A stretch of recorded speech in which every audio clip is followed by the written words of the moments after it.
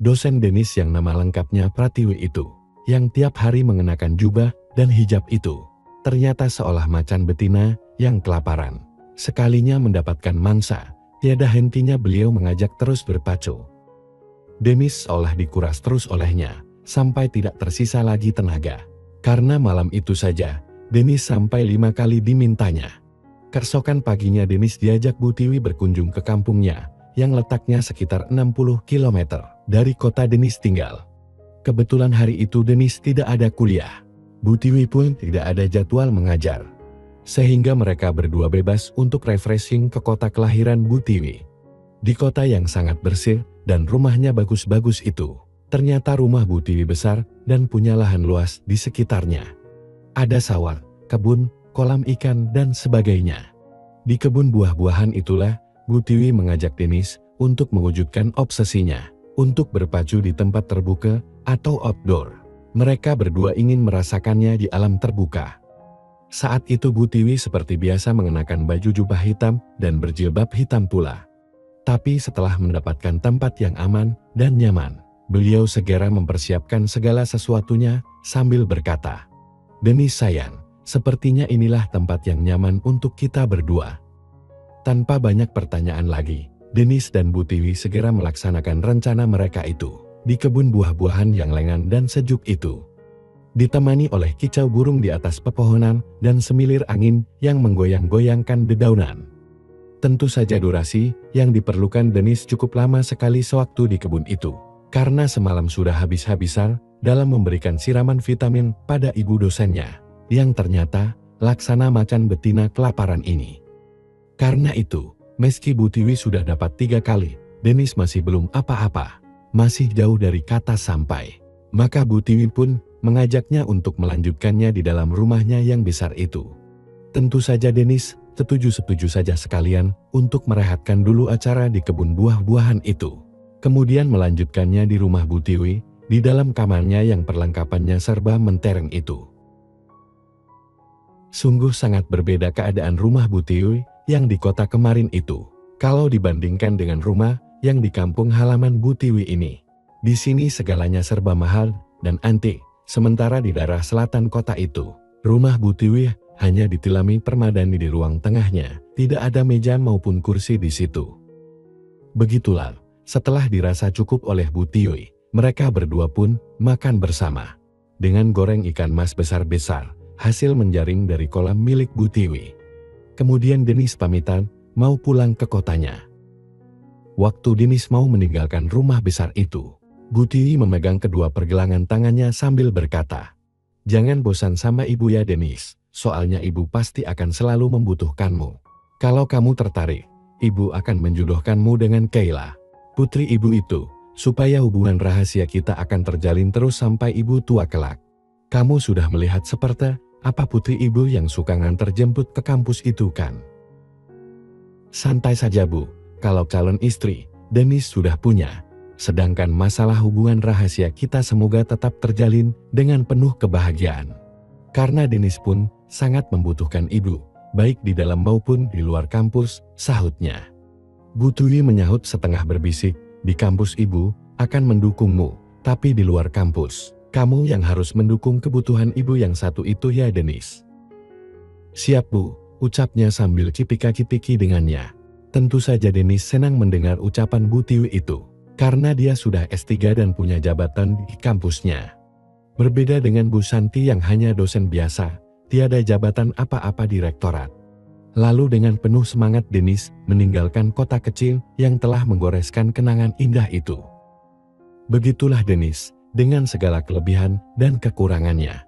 Satu hal yang membuat dirinya terkadang merasa heran sendiri adalah bahwa perempuan-perempuan yang hadir dalam kehidupannya lebih banyak yang setengah baya daripada yang sebaya dengannya. Tapi Denis tak mau mempersoalkan masalah itu, yang penting Denis happy, pasangan-pasangannya itu pun happy. Hari demi hari pun berputar dengan cepatnya, sampai pada suatu hari, datang lagi kisah baru di dalam kehidupannya. Sebenarnya saat itu, habis mengganti oli di bengkel mobil yang ditunjuk oleh dealer. Pulang dari bengkel besar itu, tanpa sengaja Denis melewati jalan ke rumah Niker. dan Denis menginjak rem ketika melewati rumah itu, kemudian menghentikan mobilnya di bahu jalan, tepat di depan rumah Nickel. Saat itu tujuannya cuma satu, dia ingin melihat seperti apa renovasi kamar Nickel, dengan biaya dari Chen yang sudah dihadiahkan pada Nickel itu. Maka Denis pun turun dari mobil dan berharap ada orang di rumah Nickel.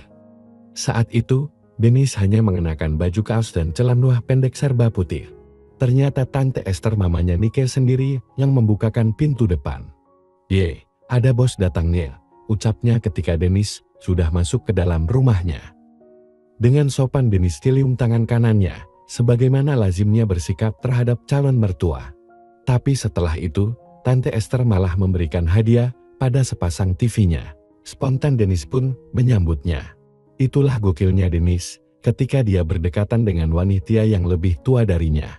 Dia selalu merasa nyaman, sehingga Denis enggan untuk melepaskannya.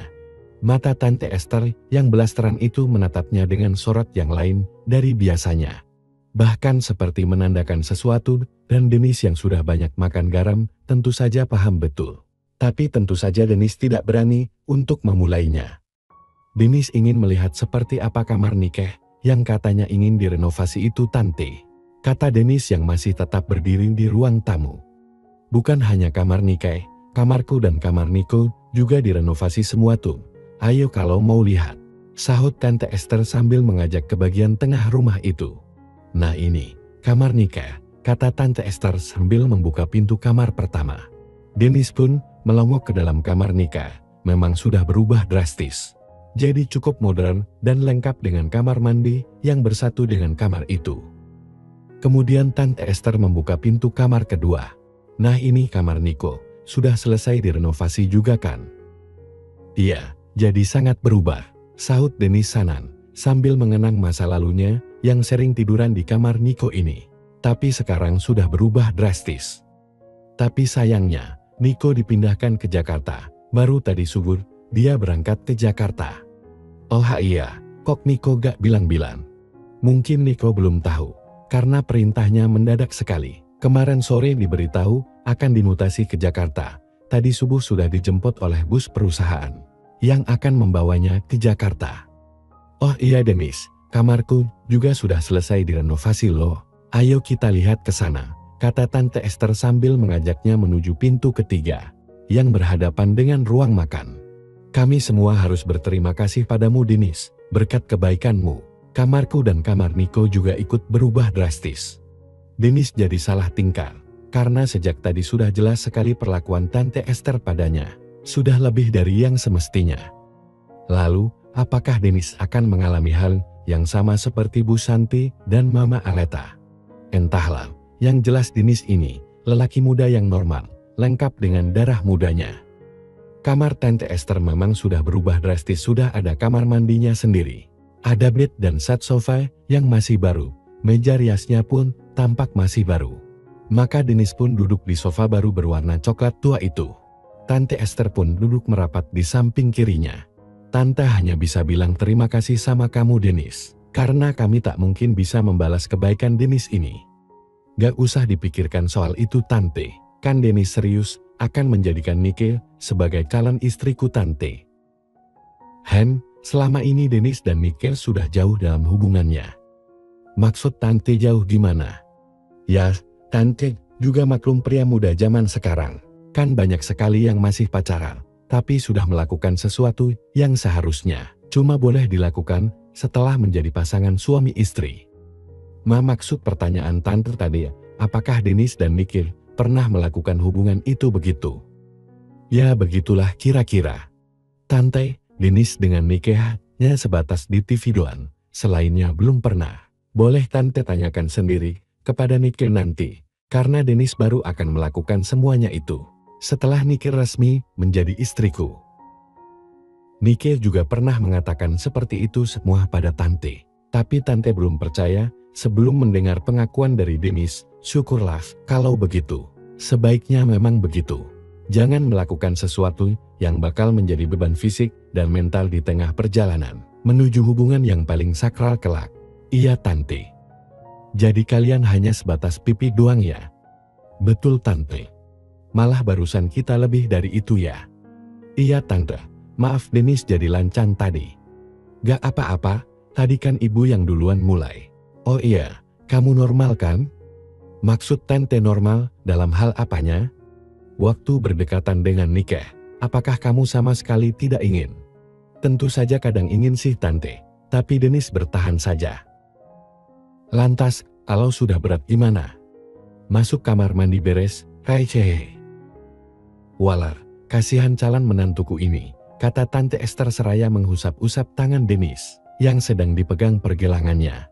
Daripada di kamar mandi, mendingan sini sih, kata Tante Esther seraya menarik tangan Dennis. Spontan Dennis beraksi, karena sudah jelas kalau Tante Esther itu sudah menunggunya. Tapi Dennis tetap ingat bahwa Tante Esther itu mamanya Nike, sedangkan Dennis sudah terlanjur mencintai Nike. Maka Dennis pun berkata, "Tanti, ini gak apa-apa." "Gak apa-apa, ini kan wujud terima kasihku padamu Dennis. Selain daripada itu, ibu sudah terlalu lama tidak mendapatkannya. Dennis mau kan bantu Tanti." Maksud Dennis, apakah nantinya takkan merusak hubunganku dengan Nike? Gak alay, asalkan Nike jangan sampai tahu, sekarang kan Nike sedang di kantor. Niko juga sudah di Jakarta, jadi hanya kita berdua yang berada di rumah ini sekarang ini. Iya Tante. Tunggu sebentar ya Dennis, pintu depan harus dikunci dulu, ucap Tante Esther sambil bergegas keluar dari kamarnya. Tak lama kemudian dia muncul dan masuk lagi ke dalam kamar, lalu menutup dan menguncikan pintu kamar itu juga. Kemudian ia pun naik ke atas bed yang berhadapan dengan sofa. Selanjutnya memperlihatkan segala sesuatunya. Dennis cuma bengong menyaksikan semua itu. Dennis pun seperti ditarik oleh daya magnetis dengan segera melangkah ke arah sofa, di mana Tante Esther itu berada. Bagaimana, apakah Tante masih menarik bagimu Dennis? Tante sangat-sangat menarik, sahut Dennis, dan tentunya dia tidak mau buang-buang waktu lagi. Diajaknya Tante Esther menuju ke arah bednya. Selanjutnya maka terjadilah sesuatu yang kita semuanya tentunya tidak boleh tahu.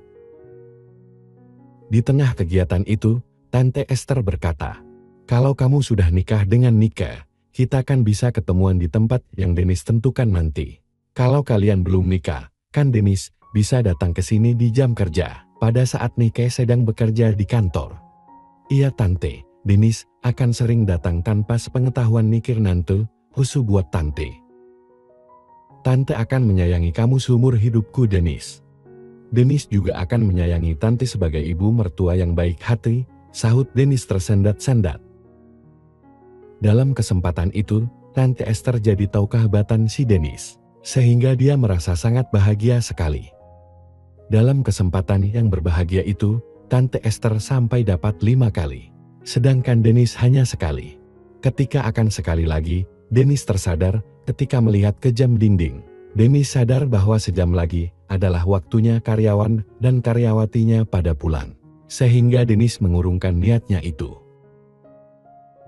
Peristiwa indah bersama Tante Esther itu terus-terusan menggelayuti terawangan Dennis sejak meninggalkan rumah Nike sampai tiba di kantor, di mana karyawan dan karyawatinya saat itu masih pada sibuk mengerjakan tugasnya masing-masing.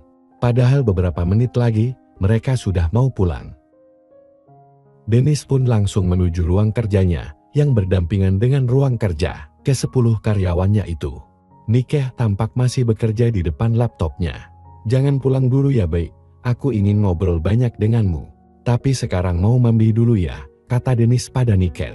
Nike hanya mengangguk sambil tersenyum manis. Dennis pun langsung menuju kamarnya dan langsung masuk ke kamar mandinya. Dennis memang harus mandi sebersih mungkin, lalu mengganti pakaiannya. Takut ada harum parfum Tante Esther yang menempel dan tercium oleh Nike. Pada saat Dennis mandi, jam kerja para karyawan pun habis. Setelah mandi, Dennis kemudian menghampiri Nike yang masih standby di ruang kerja mereka berdua itu. "Duh anaknya bos Dennis, bisa langsung ganti baju piyama, karena kantornya menyatu dengan rumah."